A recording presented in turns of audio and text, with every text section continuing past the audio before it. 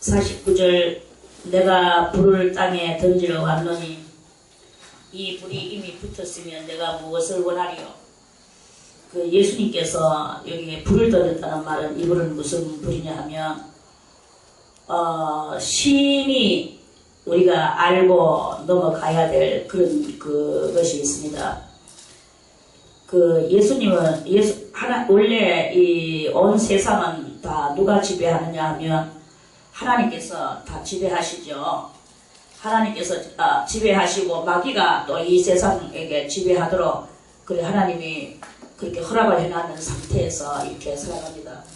그래서 지금은 이 세상은 누가 온전히 또 하나님이 전반적으로 갖고 계시면서도 불구하고 하나님이 그 허락하에서 하나님의 허락하에서 마귀가 지금 전반적으로 또 다스리고 있는 그런 그 때에 이제 하나님께서 자기 백성을 이제 건져내시려고 하는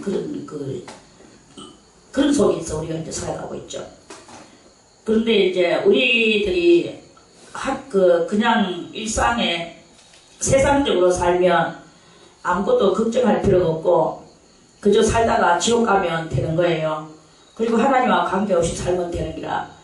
그런데 우리는 그런 것이 아니라 그러한 이 세상 속에서 하나님의 선택받은 하나님의 택함받은 그리고 불러내심을 얻은 그리고 빼내심을 받은 이런 그 사람들인 거예요. 그래서 하나님을 믿는 사람은 예로부터 이 세상하고는 다른 그 길을 걸어가야 되는 그것이 이렇게 있습니다. 그래서 온 세상이 이제 다 넓은 길로 걸어가고 다 넓은 그러고 사람들하고 화합하고 맞추고 이렇게 살면 그러면 뭐 이제 구원은 없지만 그냥 그렇게 보편적으로 사는 거예요. 그러면서 마귀는 또 사람들을 이제 많이 또 이끌어내고 또 그렇게 하는 그런 가운데 이렇게 있는데, 근데 이제 그 하나님을 바라보는 정통적인 사람들이 이렇게 이제 생겨나게 됐습니다. 옛날에도 아브라함 이전에도 다 있었지만 그 아브라함 이전에 있었던 그것은 우리들에게 그 신앙 노정을 얻기 위해서 그것을 그 모형적 진리로 주지는 않았어요. 그런데 그래도 모형적 진리로 이렇게 또 뉘앙스를 다 많이 풍기고 있고, 근데 이제 모형적 진리로 아브라함 때부터 시작해서 이제 모형적 진리로 쭉 주고 그 이전에도 뭐 다 이제 그런 뉘앙스를 가지고 이렇게 다 이제 이렇게 이랬는데, 근데 이제 요는 뭐냐 하면 그 이후 이제 아브라함 때 이후 이제 많은 뭐 선지자 뭐 모세라든지 뭐 엘리야라든지 엘리사 뭐 그런 여러 가지 그런 사람들이 많이 이렇게 왔었죠.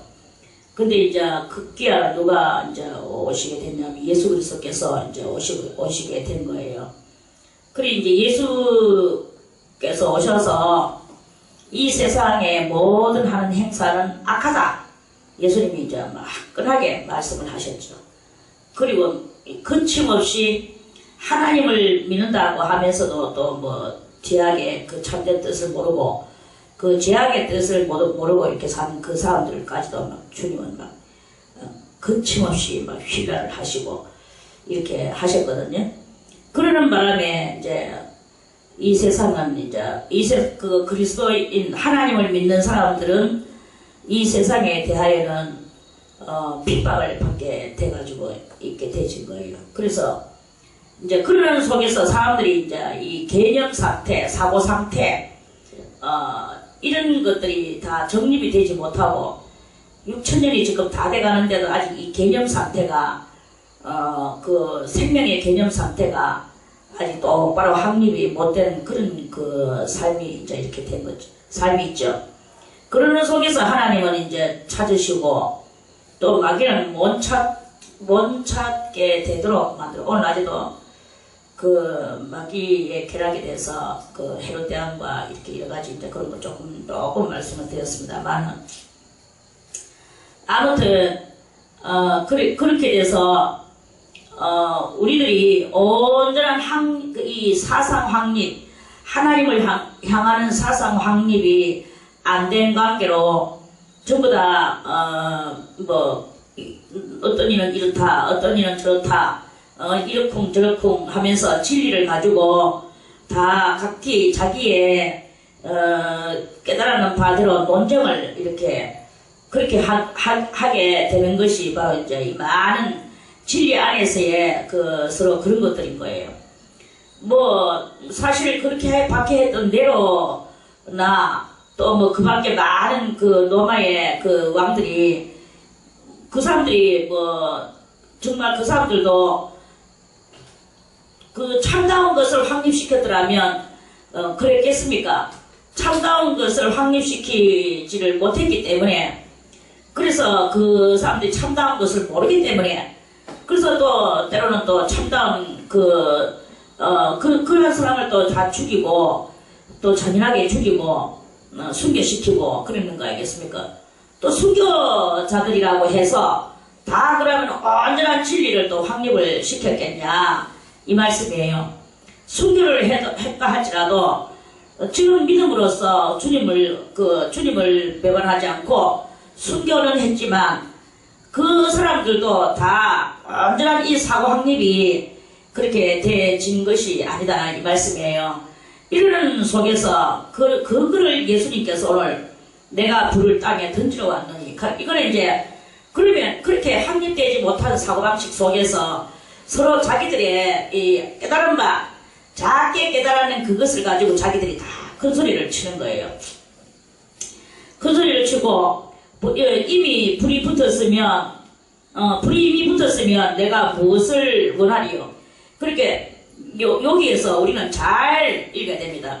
내가 불을 땅에 던지러 왔노니 하는 요 불은 이 한 절 속에서 두 종류의 불이 있는 것으로 우리들이 잘 읽어야 됩니다. 성경은 내가 불을 땅에 던지러 왔노니 하는 이 불은 무슨 불이냐?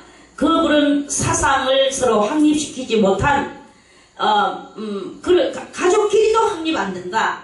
가족끼리도 확립 안 되고, 그러니까 교회 안에서 많은 성도들끼리도 확립이 안 되고, 더군다나 이 사회적으로 국가적으로 더 확립이 안 되는 이런 상태에서 이 진리를 가지고 혼동이 올 것을, 그리고 예수님께서 오심으로써 더 혼동이 된 건 사실이에요. 왜 그러냐 하면은 모세의 법 아래에서 4,000년을 모세의 법 아래에서 거기서 이렇게 모세의 법이 많은 이스라엘 민족들의 태어나면 가르치는 토라와 함께 이 정신 세계에 또 영의 세계에 확립이 되어 있었거든요. 그리고 확립이 되어 있다 할지라도 그 사람들이 그러면 자기를 신령한 계몽을 내지는 이 무슨 도덕적 계몽을 아니 양심적 계몽을 이런 걸 했느냐? 모세의 법이 신령한 계몽, 양심 계몽 이걸 못했어요. 못하고 다만 사람을 한 고정관념 상태로만 꼬쟁이 꼽아 놓는 요것을 한 거예요. 그러니까 예수님께서 이걸 갖다가 화끈하게 비판을 하셨죠. 비판을 하니까 또 막 이 사람들이 또 싫다고 핍박을 하고 이제 그러는 그 상태죠. 그래서 꼬쟁이 끼 가지고 있는 그러니까 자기들이 고정관념 속에 있는 요것은 되는데, 그런데 이 양심이 계몽되느냐, 또는 신령한 것이 그러면 계몽되느냐, 갈수록 신령한 것은 사라지게 되고, 하나님의 그것은 사라지게 되고, 그저 모세의 이 법을 인간법같이 인왕으로 만들어가지고, 인간으로 지켜나가는 요런 것에만 이 이스라엘 민족들이 그렇게 돼가지고 있었던 거예요. 그 예수님이 오셔서, 이제, 그것들을 이제 깨닫게 해주시는 거죠. 그리고 예수님이 오셔서 이제 이런 것들을 깨닫게 해주시고 그렇게 하니까, 그러면, 그렇군요 하고, 이제, 요셉이가 아니고 요한이, 그러니까 말해서 세례 요한한테 왔는 많은 분야의 백성들이 있었죠. 군인들도 있었고, 민간인들도 있었고, 또는 세리들도 있었고, 이렇게 또 회사원들도 있었고, 그래서 그 사람들이 자기의 다 이 환경 따라서 세례 요한한테 칼 세례를 받고 세례 요한은 그 사람들을 향해서 적당한 이 카운슬러의 답을 해주셨죠. 그렇게 이제 그렇게 되는 여러 가지는 좋은데 그거는 뭐라고 할까요? 그건 도덕적 계명이라고 할까? 양심 계명에 가까운 도덕 계명이라고 하면 되겠죠. 그래 이런 그것을 이렇게 이제 하면서 여기까지 이제 이렇게 그까지는 세례 요한까지는 그게 넘어갔는데 예수님은 오셔서 그런 그것은 아예 기초고 예수님은 이제 불과 성령으로 지금 역사를 하시고 계시니까 그리고 그 사람들의 이 죄를 예수님은 죄를 죄답게 만들어 주시는 역할을 하는 거예요. 그래서 이 양심의 말씀에 양심을 찌르는 그런 그 말씀을 찌르는 채찍과 같은 말씀을 주시는 거예요. 그 지도자들한테 그리고 모든 사람들한테. 그래서 그 사람들의 생각에서 이제 이렇게 분란이 일어나게 되는 거예요. 모세를 따르는 예수님이 가시고 난 뒤에도 바울이 전파를 했죠. 바울도 전파하고 아볼로도 전파하고 또 바울과 베드로도 전파하고.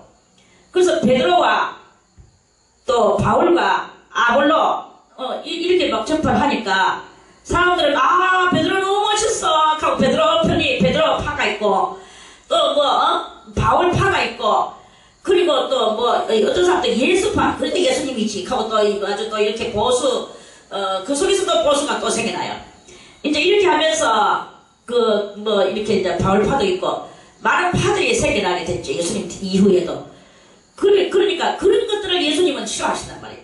지금도 많은 파들이 우리들한테도 장로회 중에서도 수없는 쪼가림이 있고 감리회, 침례회, 성결교회, 순복음 이런 말할 수 없는 그 하나님의 성회, 또 안식일교회, 또 여호와의 정인, 천주교회, 이런 말할 수 없는 파들이 그렇게 이렇게 이제 지금도 있잖아요.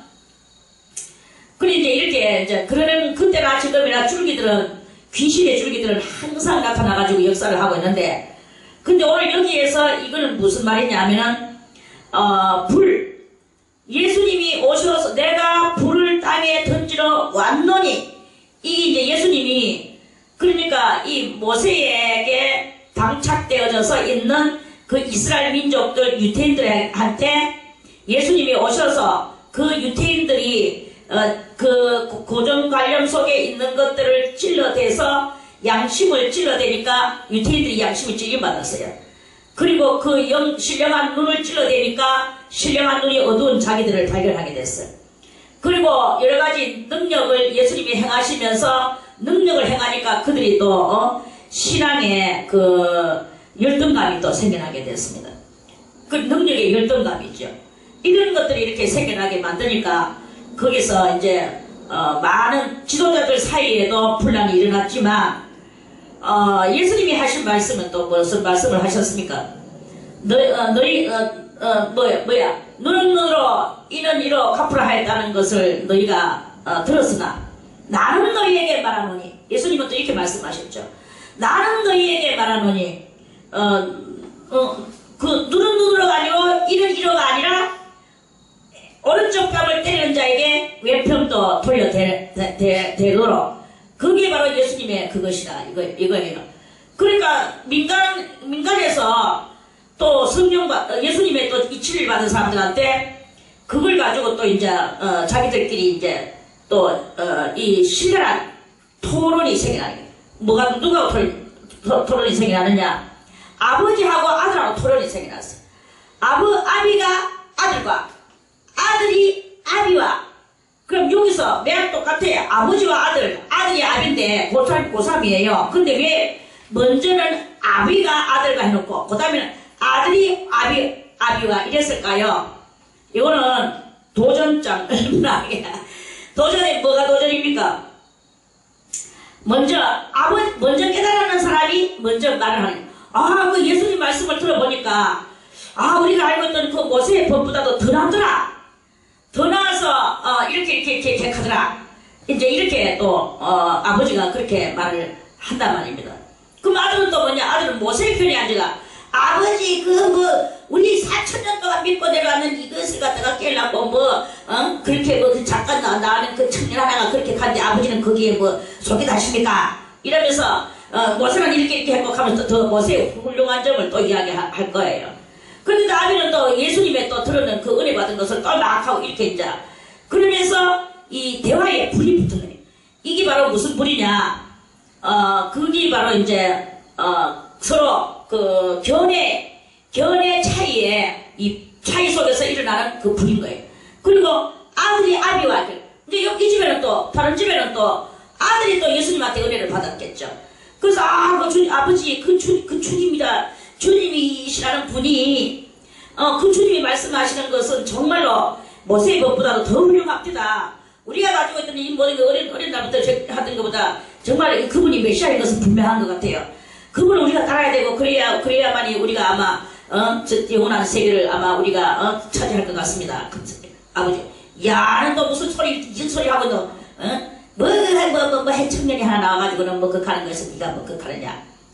뭐니 해도 우리가 4,000년 동안 지켜왔던 이 모세의 율법이 가장 위대하지 하면서 얘기했던 이제 지금 제가 다 그 아비와 아들의 대화를 제가 다 보여드리는 것을 제가 다 어떻게 옮기겠습니까?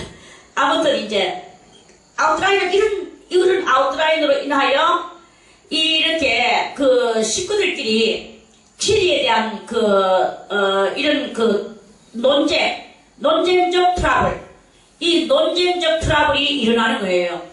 그러니까 이게 무엇이냐?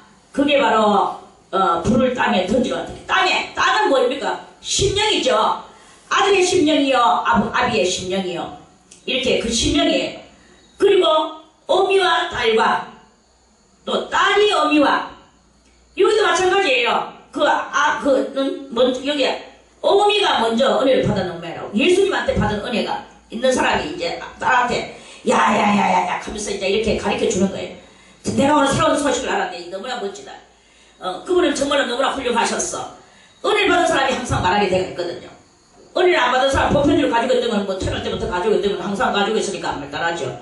그러니까 그 어미가 말을 하는 거예요. 야야야야 오늘 그 내가 제 예수님이라는 분을 만났는데 정말로 대단하시더라. 문둥병자도 방방 났고 다 죽어가는 안성도 아버지의 아들 다 죽었는 것도 살려내고 대단하더라. 38년 전 여자도 그렇고 비둘기 장모도 그렇고 여러 가지가 그러면서 또 그 어미가 막 그렇게 어머니 하나님은 그런 거 가지고 우리를 현혹시키는데 그렇게 해서 우리 대제사장님은 얼마나 위대하신데요. 우리 대제사장님 하시는 거 한번 보세요 하면서 또 대제사장님의 또 자기들이 알고 있는 또 여러 가지 또 좋은 방법을 또 막 그분이 또 제사 지낼 때 제사 지내는 그 방법이 얼마나 멋지십니까? 그래서 또 막 딸이 막 그래. 그래서 또 이렇게 이제 딸과 어미가 또 이제 분쟁을 하게 되는 분쟁. 이걸 분쟁이라. 또 어떤 집에는 또 딸이 또 먼저 또 예수님한테 은혜를 받았는가 봐. 그러니까 딸이 또 어머니한테 와가지고 어머니 오늘 제가 예수님이라는 분을 만났는데 정말 그분의 말씀은 주어가 같았어요. 오늘 그 산에서 드리는 주시는 말씀은요. 그 말씀이 애통하는 자는 복이 있나니 천국이 저희 것이 저희가 위로를 받을 것이며 이런 말씀을 하시면서 팔복을 말씀하시는데 대단한 복을 말씀하셨어요. 야 무슨 소리 하냐 그런 말 한마디 가지고 네가 현혹당하느냐 이런 식이었죠. 그러면서 또 마찬가지죠. 시어미가 또 은혜를 받고 왔어. 시어미가 은혜를 받고 와가지고 며느리한테 며느라 너도 이걸 받았고 니도 같이 그분하고 같이 우리가 다 구원받아야 된다. 그분만이 우리의 구세주야. 구세주가 나타나셨어. 하면서 그러니까 또 며느리가 아유 어머니 왜 그러세요? 이 가문을 망치시라고 그러십니까? 이거 오늘까지 어떻게 내려온 가문인데 이러면서 제가 그래도 어머니가 말리셔야 되죠. 어머니가 이렇게 하시면 되십니까? 하면서 또 며느리가 또 막 그런 또 어떤 집에 또 며느리가 은혜를 받았어. 어머니 하면서 이렇게 또 며느리하고 시어머니하고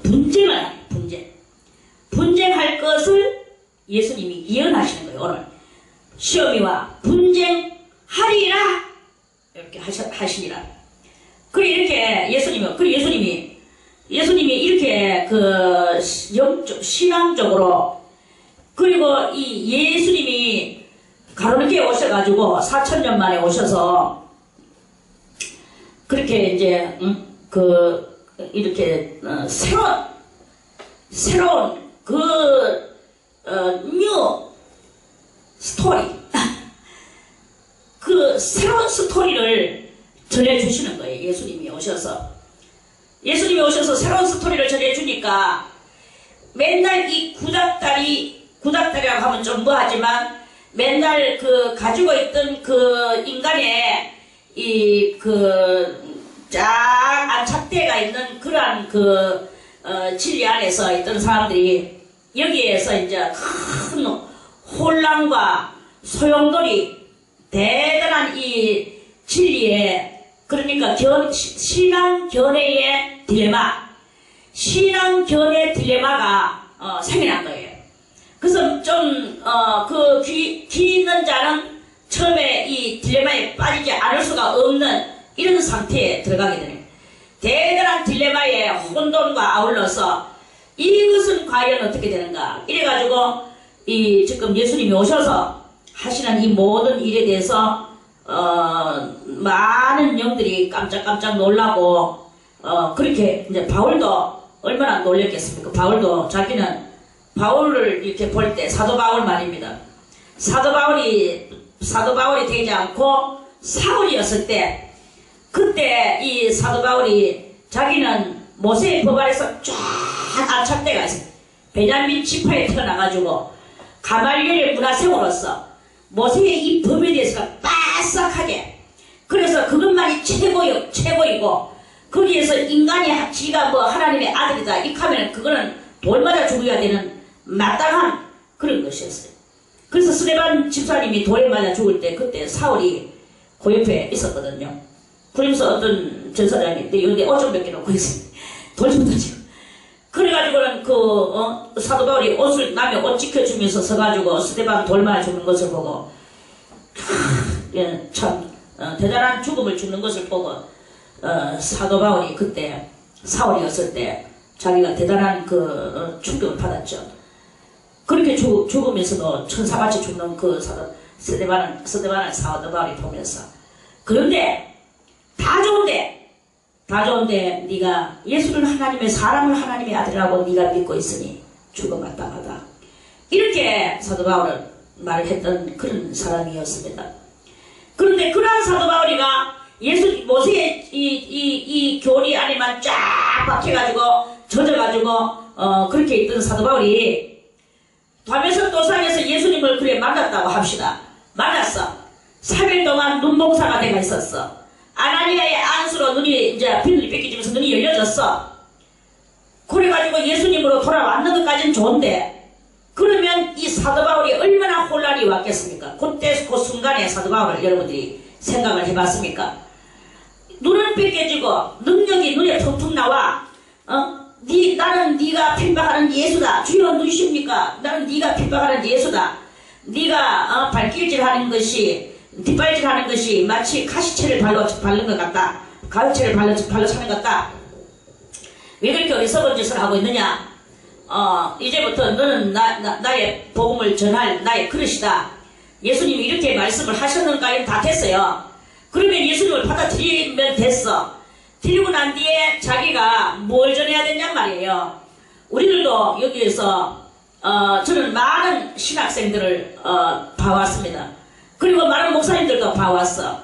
신학교 나오고 다 이렇게 했다고 해서 능력이 팡팡 나와서 설교를 팡팡 잘하는 것은 아니다 이거예요. 아무리 배워도 그것을 설교를 그렇게 주옥같이 또는 청산유수같이 하나님의 능력과 권능으로 이렇게 하기는 대단히 어렵습니다. 왜 그러냐면 설교라는 것은 자기가 확실하게 깨닫고 그래서 확실하고 경험하고 체험하고 알고 이런 것이 목구녕까지 차 넘쳐 흘러서 그래가지고 그것이 말하면 이 찾는 것이 뭐 사람마다 그렇죠. 선한 것을 채우면 선한 것이 나오고 악한 것을 채우면 악한 것이 나온다고 했는데 하나님 앞에서 많은 깨달음을 채웠으면 깨달음의 그 소리가 나와야 되거든요. 깨달음의 소리가 그러면 나와야 되는데 나오지를 못하면 아직 능력이 없는 거이고 그 깨닫지도 못하는 것이지. 바울이라고 뭘 그렇게 많이 알았겠습니까? 예수님 당장 그래 지금 밤에서 도상에서 그리고 눈 잠깐 이렇게 했다가 눈 뜨는 3일 만에 눈 뜨는 게 단데 어떻게 하겠습니까? 그래서 자기는 그 길로 게바한테 잠깐 들렀다가 그 다음엔 어디로 갔느냐? 아라비아로 갔다 그랬어요.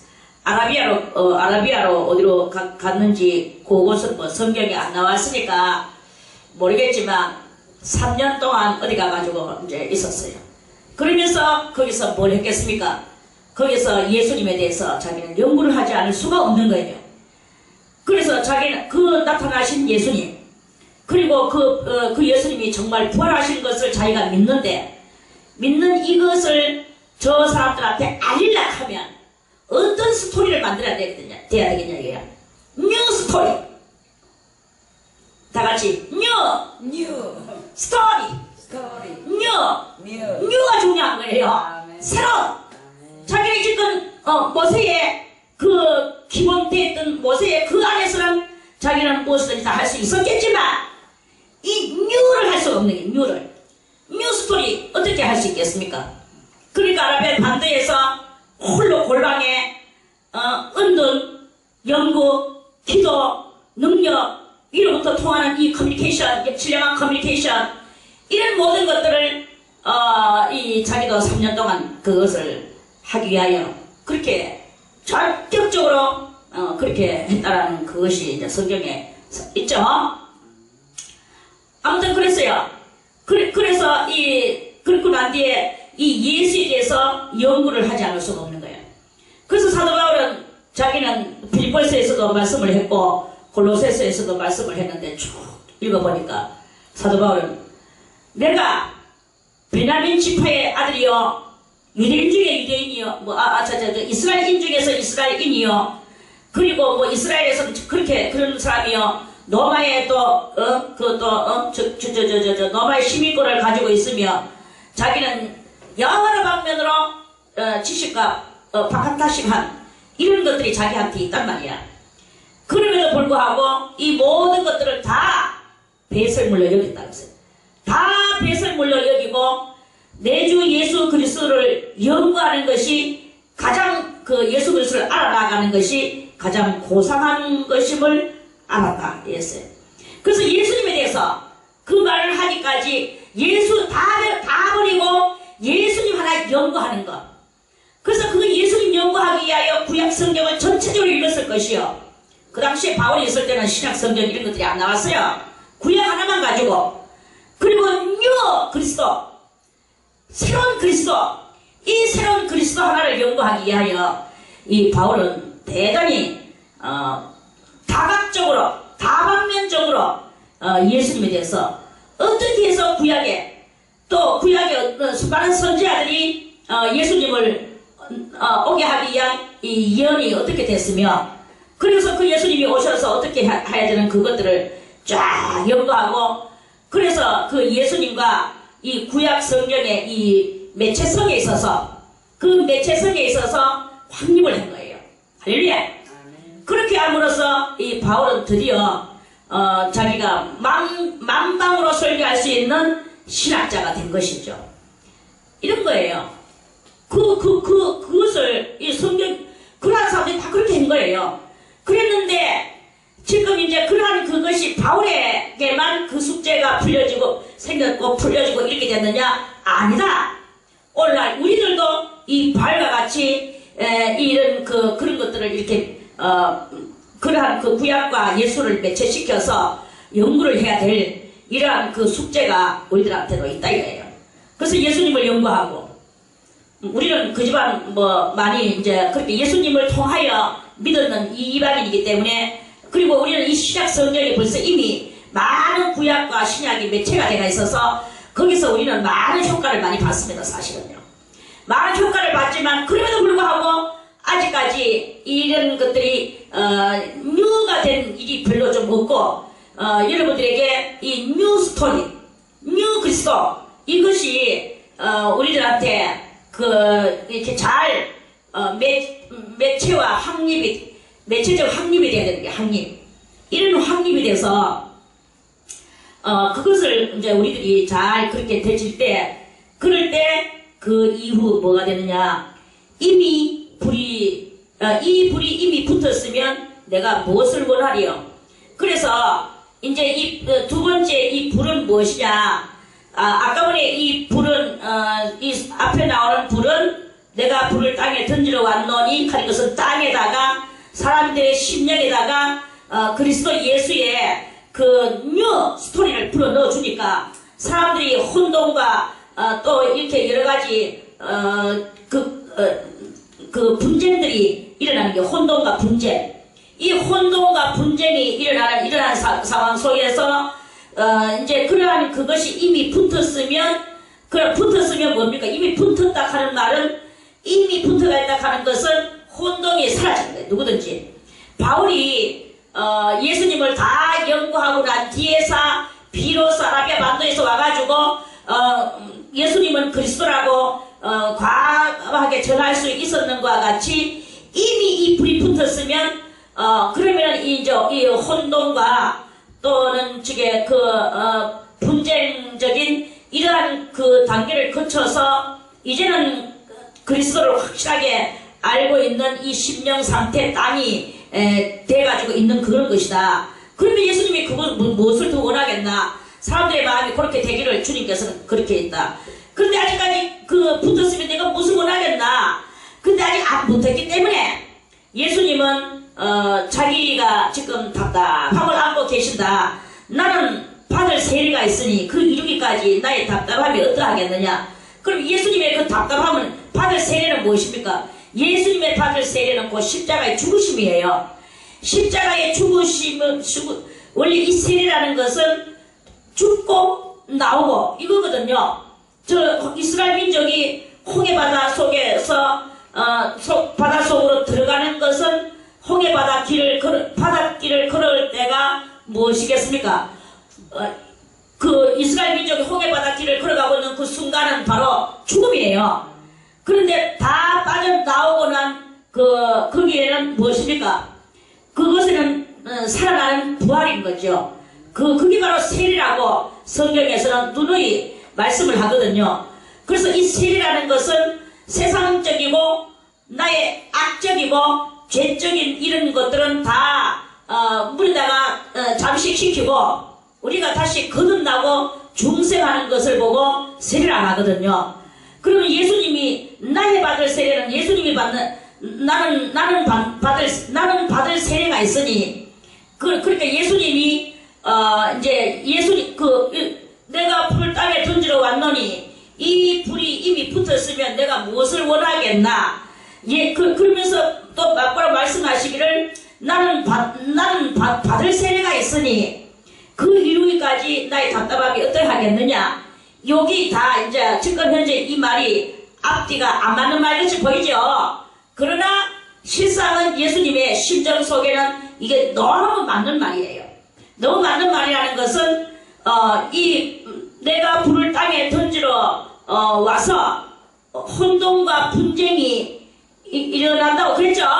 혼돈과 분쟁이 일어나는 그 상태가 바로 예수님은 십자가에 달려서 죽으시는 그것을 예수님이 그걸 하실 때 이제 그것을 믿는 사람들한테 하늘로부터 능력이 그리스도로부터 나오는 능력이 사람들이 믿으면 모든 것이 희한하게도 정립이 되는 것이 있는 거예요. 그게 바로 능력이에요. 뭐냐? 대제사장들도 깨닫지 못하는 그 깨달음을 믿는 자들에게는 일어나게 되고 또 세례를 받음으로써 구원의 역사가 일어나게 되고 그 혼돈과 분쟁이 사라지면서 이제는 예수님이 오신 뉴스토리가 자연적으로 사람들의 심령에 안착되어지고 가는 이러한 능력이 믿는 자에게 나타나신다 이 말입니다. 그러한 그것이 있어지게 되는 거예요. 깨달은 사람 손 들고 아멘. 못 깨달았나? 동생이 못 깨달았어요. 안 돼? 도저히 못 깨닫겠어? 이거는 깨달을 수 있지 싶은데, 내가 워낙 말을 알아듣기 좋게 하는데, 그러니까 혼돈과 분쟁이 그리스도를 믿음으로써 가족들 사이에도 혼돈과 분쟁이에요. 일단 권사님도 일단 혼돈과 분쟁이에요. 장로님하고 권사님 사이에 장로님이 믿는 자기 스타일이 있고 권사님 믿는 권사님의 스타일이 있단 말이야. 그런 상황 속에서는 혼돈과 분쟁이에요. 그런데 그러한 속에서 이제 예수 그리스도의 그 죽으심 그거 하나로 다 뭉쳐져서 그게 믿어지면 그게 이 심령 땅에 안정되어져 가는 이 가족들 간에도 그러한 것이 있다. 이런 말씀이에요. 물론 이 신앙관이 다 똑같지는 못해. 벌써 이미 성격도 다르고 다 다르기 때문에, 그러나 어느 정도 또 그렇게 또 같을 수도 있고, 이런 일들이 이렇게 있게 되지게 됐습니다. 그래서 예수님이 오신 이후 십자가 달려서 돌아가시고 살아나시고 그것을 믿는 자들에게 나타나는 신앙 안정성이 있단 말입니다. 신앙 안정성이 이렇게 있는데, 이 신앙 안정성은 혼돈과 분쟁이 없는 신앙 안정성이 있을 수 있다 이 말입니다. 그리고 이제 그러한 그게 이제 예수님의 그 말씀이죠. 그래서 이제 예수님의 이 말씀을 가지고 우리들이 항상 이렇게 논쟁을 할 경우, 예수님은 말씀하셨어요. 내가 세상에 화평을 주려고 온 줄로 아느냐? 내가 너희에게 이르노니 아니라 도리어 분쟁케 하려 함이로라. 그러면 이제 그게 바로 아까 말씀드렸는 혼돈과 분쟁이에요. 혼돈과 분쟁인데, 그러는 중에서 이제 예수님께서 화평을 주려고 온 줄 아느냐? 내가 너희에게 이르노니 아니라 도리어 분쟁케 하려 함이로라 하는 그 예수님의 진리가 왜 우리에게 분쟁케 되지느냐? 화평이 아니고 예수 믿는데, 그리고 막 사람들이 어떤 집에는요 너무나 신앙관들이 극과 극인 그런 가정들이 많아요. 그래서 어떤 사람은 이렇게 말합니다. 우리는 예수 믿기 전에는 정말로 우리 가족이 화목했다. 그 내 가족이 화목했대요. 근데 예수 믿고 나서부터 집안이 막 콩가루 집안이 되는 거야. 아버지는 아버지의 신앙관, 어머니는 어머니의 신앙관, 아들은 아들대로, 다른 딸대로 막 이 신앙관들이 다들 그래가지고 사각팔각으로 막 벌어지는 거야. 그래 이렇게 돼가지고 우리는 예수 믿고 나서 더 이렇게 된 집이 있다라고 그렇게 말을 합니다. 그런데 저는 여기서 이 49절에서부터 53절까지 여기에서 왜 분쟁이 일어나냐 말이에요. 분쟁이 일어나는 것은 왜 분쟁이 일어나느냐? 모세의 법을 거기다 자꾸 찡가놓고 도덕적으로만 하면 분쟁이 일어날 수밖에 없어요. 그런데 예수님은 오셔서 그 제사장들과 바리새인들과 장로들이 전부 다 이중인격으로 살아가는 그런 것들을 보고 예수님이 비평을 많이 하셨잖아요. 그런 것과 같이 우리는 이 그리스도의 이 말씀을 깨달아 나가는 방법을 모세가 주는 것 같이 그렇게 주는 게 아니고 그 새로운 예수님의 예수님의 방법은 뭐냐 하면 너희의 이 심령을 깨달아라 이 말이에요. 그래서 우리들로 하여금 심령을 자꾸 깨닫게 만들고 내 심령을 들여다보게 만들고 너희 자신을 찾으라라고 말씀을 하시고, 그래서 내가 자꾸 이제 예수님의 모세의 법 속에 있는 게 아니라 예수님의 말씀 가운데 있다 보면 자꾸 내 자신을 들여다보게 되는 거죠. 그래서 내 자신을 들여다보니까 내 속에는 악이 있고 나는 참 내가 안 그런 줄 알았더니만 오늘 내가 이렇게 보니까 내 속에 질투도 있네, 내 속에 또 욕심도 있네, 내가 너무 아집적이네, 내가 고집이 너무 세네, 이런 것들이 이제 이렇게 있는데, 그거를 갖다가 예수님의 말씀을 듣고 내가 조금 깨달았어. 조금 깨달았는데 조금 깨달았는 그것을 가지고 내 자신을 많이 깨달아갖고 내를 쳐서 복종시켜야 되는데 나는 안 보고 자꾸 나만 보는 거예요. 니도 이러면서 이러니까 그러면 야 네가 예수 믿으면 니나 잘 믿고 니 양심이나 고치지 뭐 자꾸 내한테 니도 그러느냐 또 사람들한테 이렇게 말하는 거예요. 그러니까 여기서 분쟁이 일어나게 되는 거예요. 그러니까 이게 이제 그게 잘못이야. 은혜 받은 사람은 더욱더 은혜를 받는 것을 자기의 단점을 보고 자기의 이렇게 남한테는 장점만 이렇게 봐야 되는데 자꾸 남의 단점을 보게 되는 거예요. 남의 단점을 보고 남이 나한테 어떻게 잘못하고 그래가지고 거기서 또 서로 또 네가 뭐 올라 내가 올라 그러면서 거기서 또 이겨먹으려고 하고 요런 것을 이렇게 하다 보니까 거기에서 이제 대목자는 분쟁들이 이제 또 거기도 같이 이제 정말로 뭐 진리를 발견하고 뭐 분쟁하는 게 아니라 자기 그것을 아직까지 다 못 비워내는 인간의 이 부족한 소치가 거기에서 이제 이렇게 활발하게 발발을 하고 있는 이런 상태에서 일어나는 그 트러블, 마찰 이런 것들이라고 이제 이 성경은 그렇게 말씀을 하시죠. 그래서 우리가 돌을 닦으면 딴 게 아니라 자꾸 나를 찾아야 되는 게 내가 무슨 사람이냐, 내가 뭐 예민한 사람이냐, 아니면 날카로운 사람이냐, 아니면 예의한 사람이냐, 뭐 이런 것들을 나를 바라보면서 그러면서 내가 진리에 대하여는 내가 예리하고 내 자신에 대해서는 예리하고 그러나 남한테 대해서는 무디게 하면서 이렇게 자비와 긍휼과 사랑이 그걸 갖다가 이렇게 하면서 내 안 묻고도 남출 줄 아는 이런 것들을 하고 예수님이 하셨잖아요. 응? 오른쪽 때리면 왼편도 내놔라. 나는 너희에게 말하노니 그렇죠. 그러면서 예수님도 너희는 너희 아비 골반 너희가 들였으면 됐다 하고 너희 부모님이야 뭐 묻든지 말든지 어떻게 되든지 그냥 이렇게 하면서 너희는 그렇게 하는데 나는 너희에게 말하노니 네 부모를 공경하라. 그럼 예수님은 또 그렇게 말씀하시죠.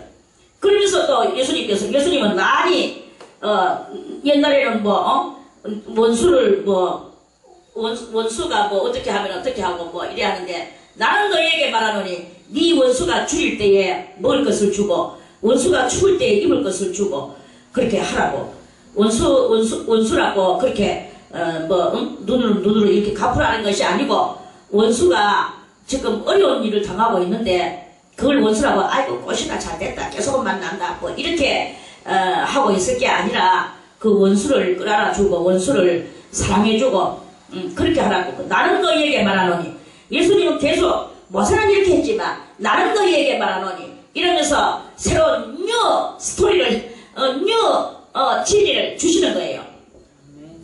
이렇게 이제 그러니까 그것을 가지고 사람들은 이제 처음에는 이제 다 혼란하고 또 논쟁하고 분쟁하고 이렇게 하는 그런 그것이다.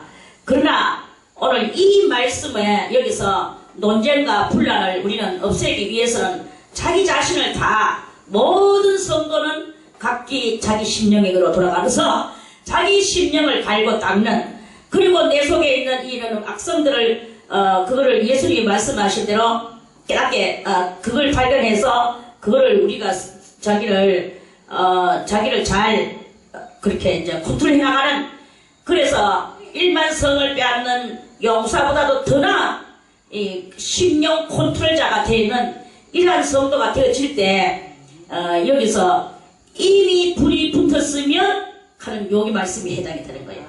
이미 불이 붙었으면 예수님은 더 원할 것이 없다. 무엇을 원하겠나? 너희가 심령 컨트롤하는 불을 그렇게 잘 붙이고 있는데 내가 무엇을 원하겠냐 이거예요. 그러한 그 말씀으로서 자, 이런 말씀은 49절에서 51절까지 말씀은 바로 53절까지의 말씀은 바로 그런 것입니다. 자, 54절 말씀 또 무리에게 이르시되 너희가 구름이 서에서 일어남을 보면 곧 말하기를 소나기가 오리라 하나니 과연 그러하고 남풍이 불물 보면 말하기를 심히 더우리라 하나니 과연 그러하리라. 또 외식하는 자여 너희가 천지의 기상은 분별할 줄 알면서 어찌 이 시대는 분별치 못하느냐.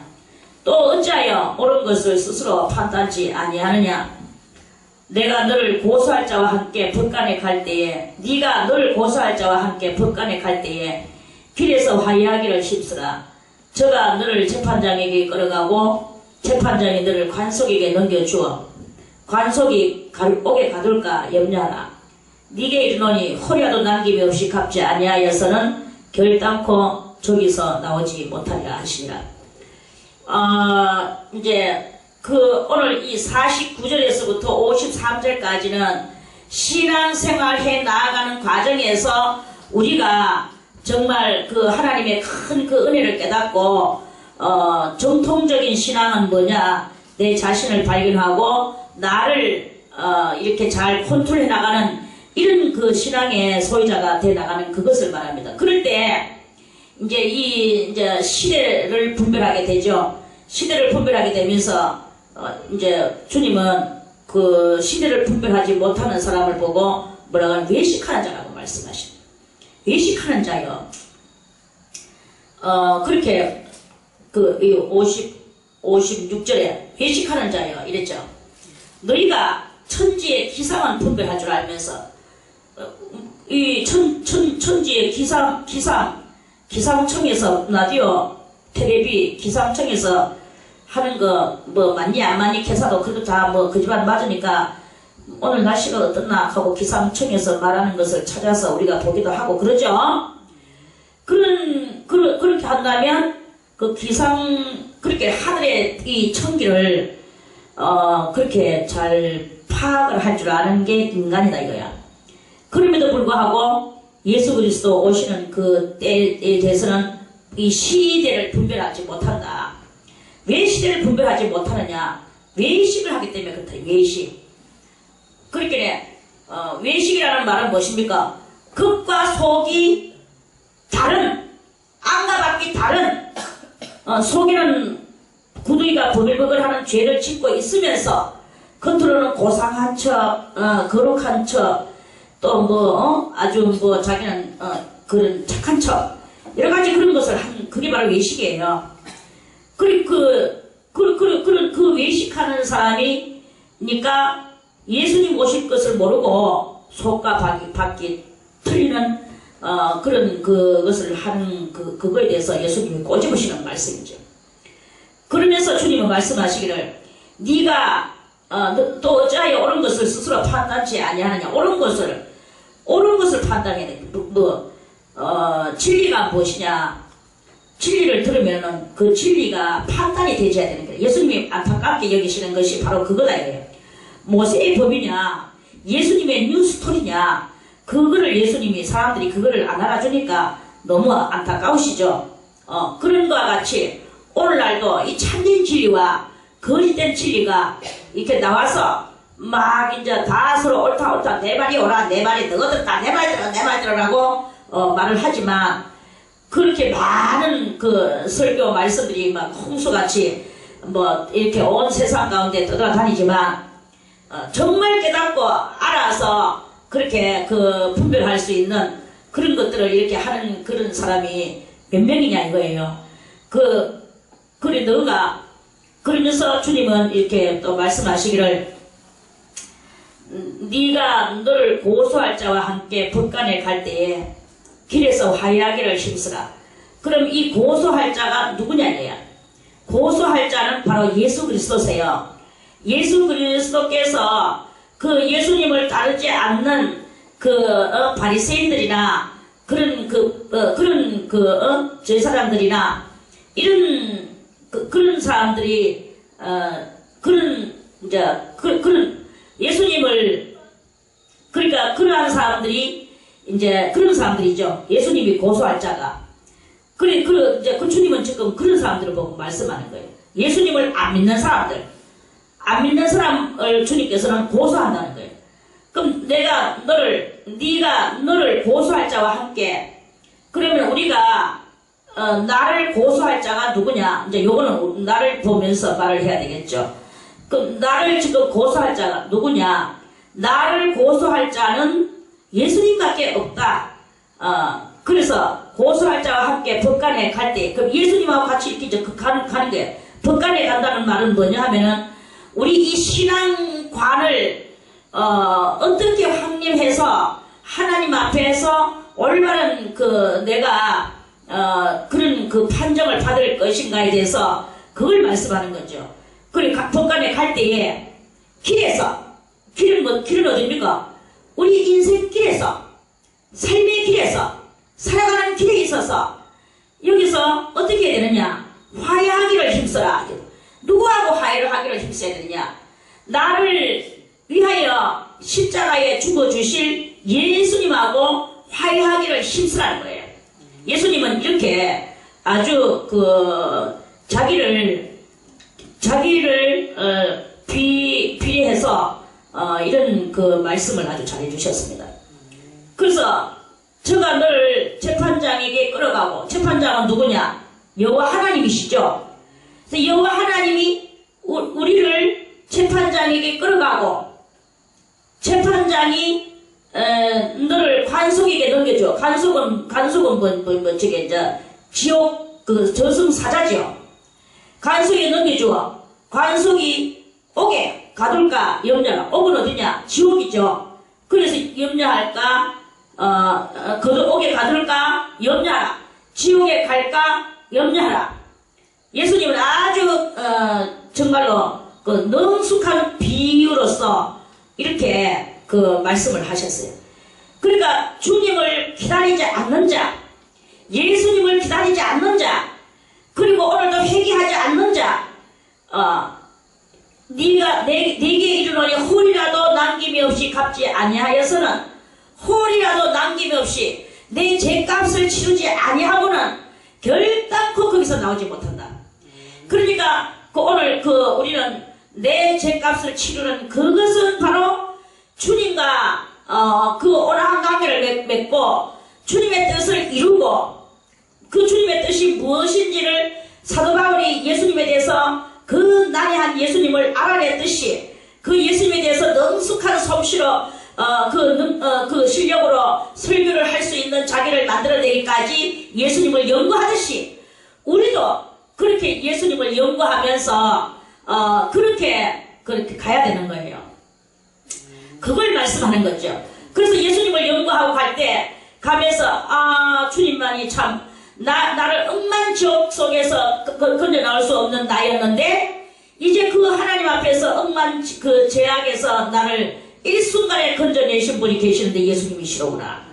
주님이여 참으로 감사드립니다. 그래서 주님의 손을 붙잡아야만이 우리는 여호와 하나님 앞에 갈 수 있는 이 자격과 권세를 얻어낸 것. 하나님을 아버지라고 부를 수 있게 되어지게 만들어준 것도 바로 예수님이시라는 거예요. 이런 그러한 것을 깨닫게 해주시는 그 예수님의 말씀인 거예요. 그렇다면 지금 나는 어떤 이가 돼야 되겠느냐? 성경도 다른 곳에서 예수님이 말씀하시기를 이런 말씀을 했습니다. 어떤 사람이 충성스럽지 못한 사환이 있었어. 그래서 그 주인이 그를 막 쫓아내었어요. 쫓아내려고 하니까 쫓아냈어요. 그래 쫓아내고 쫓아냈는데 쫓아내려고 하다가 참 그래서 주인이 용서를 해줬어요. 용서를 해줬는데 해주고 네가 뭐 그래라 하면서 내가 다시 네 모든 빚을 다 탕감시켜 주겠다 그랬어요. 그래가지고 이 사람은 이제 빚을 탕감받고 신바람 나가지고 길을 막 가고 있는데 저기서 어떤 사람 하나를 만났어. 그 사람은 누군가 하니까 자기는 100다나리온의 빚을 졌는데 다 1만 달란트 빚을 졌는데 다 탕감받았어요.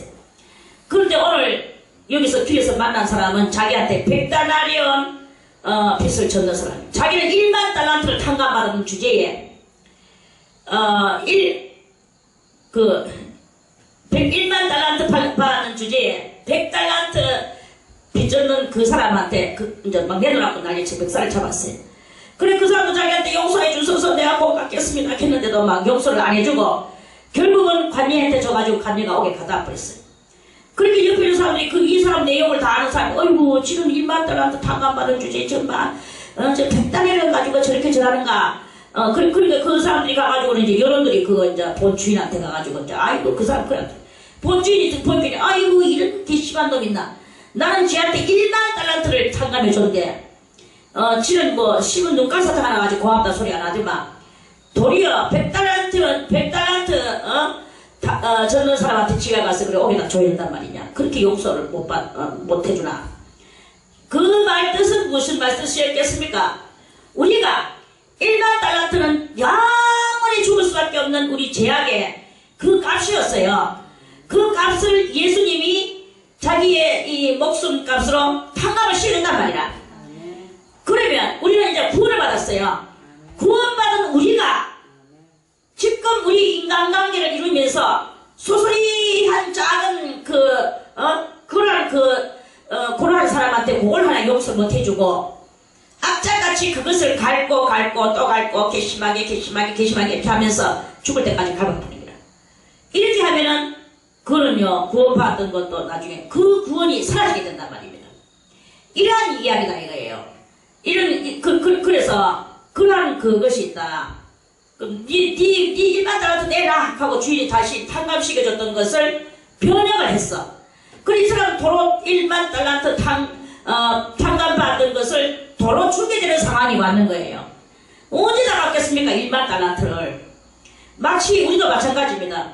내가 엄만 지옥 속에서 구원받았는데 우리 인간 사회 속에서 지금 지지부리하는 조그만 거 하나 용서 못하고 그걸 끝내 갚아본다면 그러면 내 구원이 사라져버리고 나는 구원을 어디서 받냐 이거예요.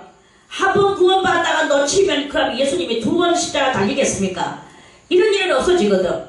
이렇게 되는 이런 일들이 일어나게 된다 하는 그런 말씀으로 오늘 이렇게 이 말씀을 재판장이 너를 관속에게 넘겨주어. 재판장은 첫 만군의 여호와. 관속이 오게 가둘까 염려해라.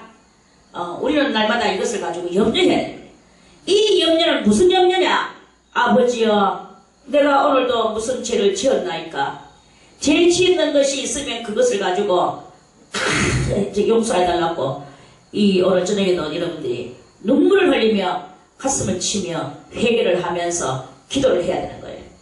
이런 기도를 하고 그러면은 그 허리도 남김없이 우리가 갖기 위해서는 내 죄를 용서받기 위해서 주기도문에서 뭐라고 말씀했습니까? 우리가 다른 사람이 우리의 죄를 우리한테 죄를 지었을 때 내가 그 사람의 죄를 용서한 것 같이 아버지도 우리에게 용서하여 주시옵소서. 주기도문 있죠? 자, 주기도문에 어디 갔나? 자, 제가 읽을게요. 우리가 우리에게 죄 지은 자를 사하여 준 것 같이 이랬죠? 우리가 우리에게 죄 지은 자를 우리가 사해 줘서 그랬는 것 같이 아버지도 우리 죄를 사하여 주옵시고 이 말씀이에요. 그러니까 아버지가 우리의 죄를 사해 주는 것은 내가 다른 사람에게 죄를 사해 주고 용서해 주고 또 축복을 빌어주고 원수를 사랑해 주고 이렇게 하는 나의 이것을 할 때 그럴 때 내 죄가 다 탕감되어지는 이러한 일이 일어나게 되는 그런 것이다 하는 그런 말씀입니다. 그래서 이런 모든 말씀들이 뭐냐면 아비와 아들이 그